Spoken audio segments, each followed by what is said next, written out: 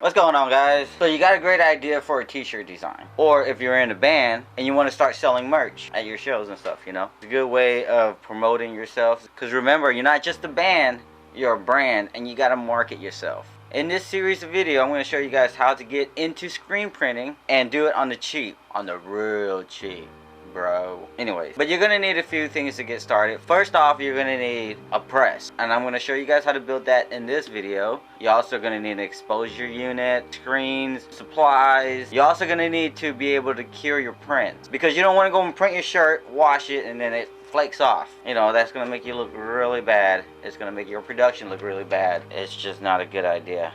Don't do it. Curing your prints is just as important as printing them. And the cost of building this is going to be very cheap. One visit to your local hardware store and you can have all the stuff that you're going to need to build the press. Cut list, parts, materials, everything you're going to need is going to be in the descriptions below. And without further ado, let's get started.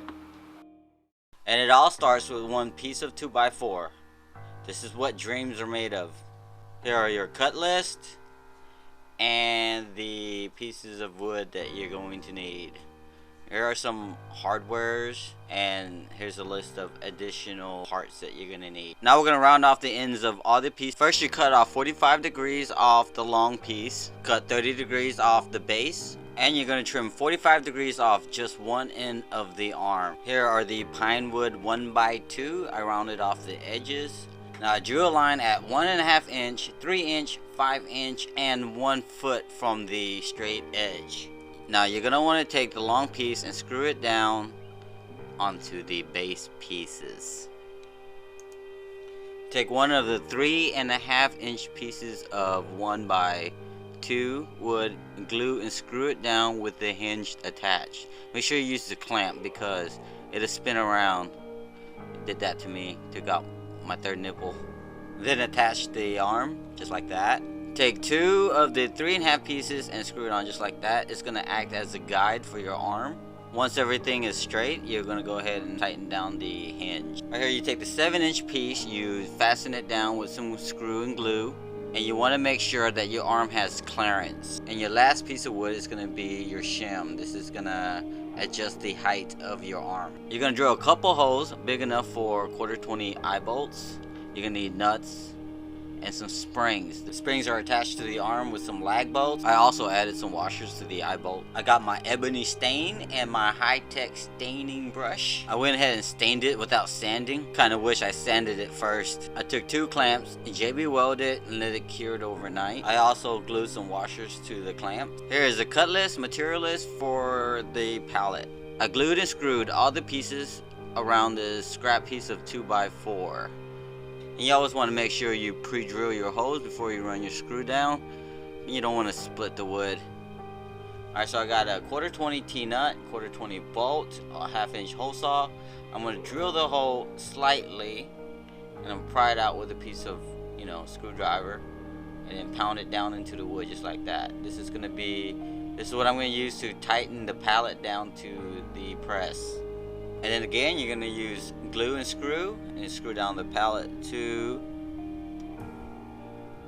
that thingy. I don't know what it's called. Okay, so things don't always go as planned. This was tighter than I thought, so I went in there with the planer and a sander and sanded it down till it fit nice and neatly. Here I got a 1/4 inch hardboard that I trimmed down to match the pallet. And I'm going to use wood glue and glue it down. I'm going to clamp it for about an hour. And make sure you get the edges really good. Okay, you're going to need another 1/4-20 T-bolt and bolts.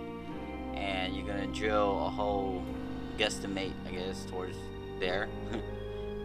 This is going to be your height control for your arm.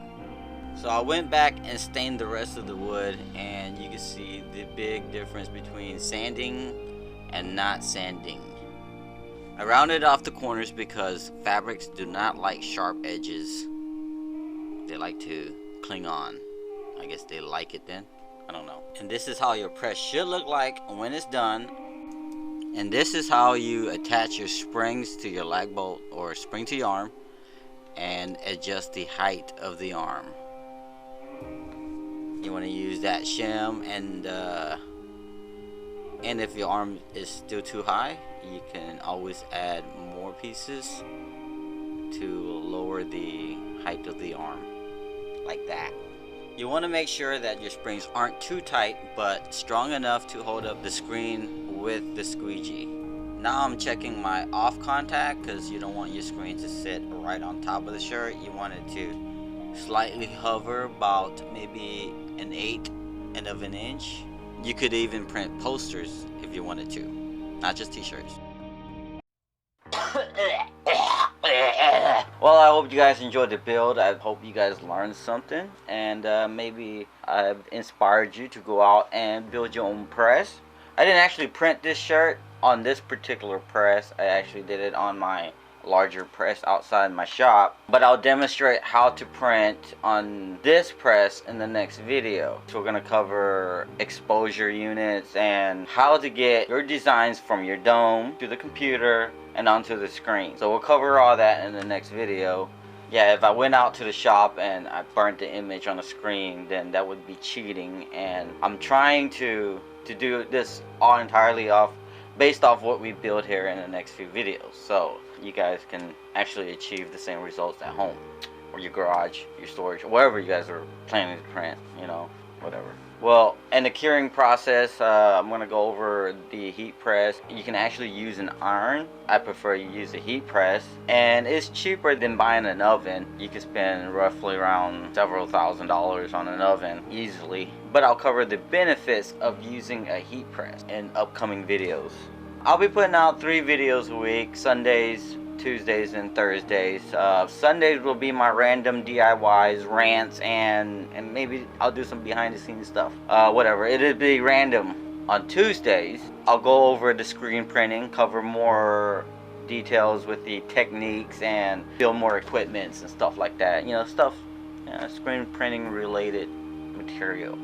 I'll even do some merch management videos and do's and don'ts. Yeah, I'll actually mess up a print on purpose and then show you how not to do it. And on Thursdays, I'll be doing some more music recording, film photography, my usual DIY stuff. If you ain't already subscribed, do that now. And if you are subscribed, thank you. I appreciate that. If you know anybody who's interested in building their own press or get into screen printing, share this video with them. I'm sure they're gonna like it. I got links to my social networks in the descriptions down below. I may even put it around here somewhere, whatever. What else?